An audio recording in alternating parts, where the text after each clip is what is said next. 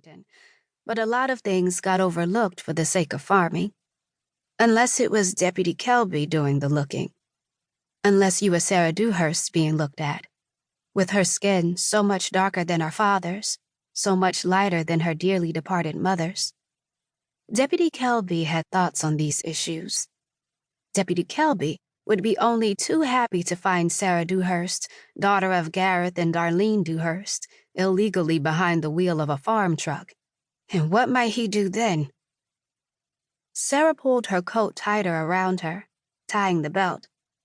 It was her mother's coat, and she was already outgrowing it, but not by enough to find the money for a new one. It strained across her shoulders, but at least it kept her warm enough. Almost. As Sarah put her hands back in her pockets, she heard wings. They were an hour from midnight. The Chevron was closed, only security lights on, and the sky was bitter cold and sloppy with stars, including a spill of the Milky Way across the middle.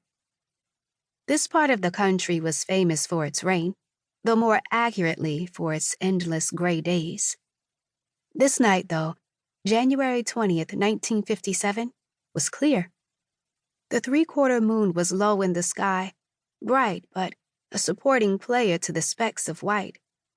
Specks of white that now had a shadow cast across them. "It won't hypnotize you," her father said.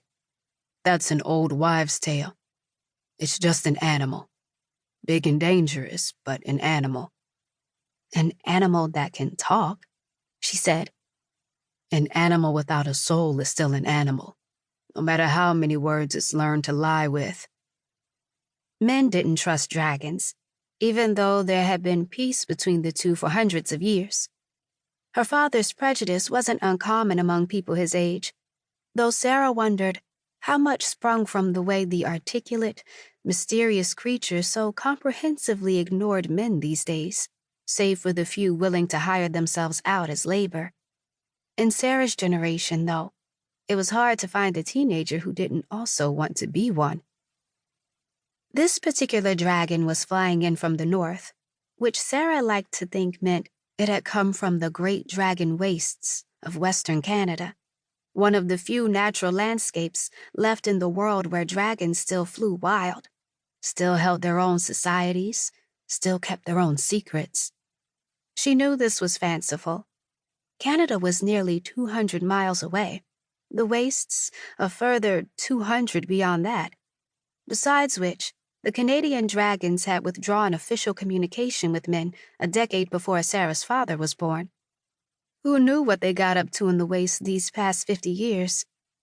The individuals who still hired themselves out as labor gave no answers, if they even knew.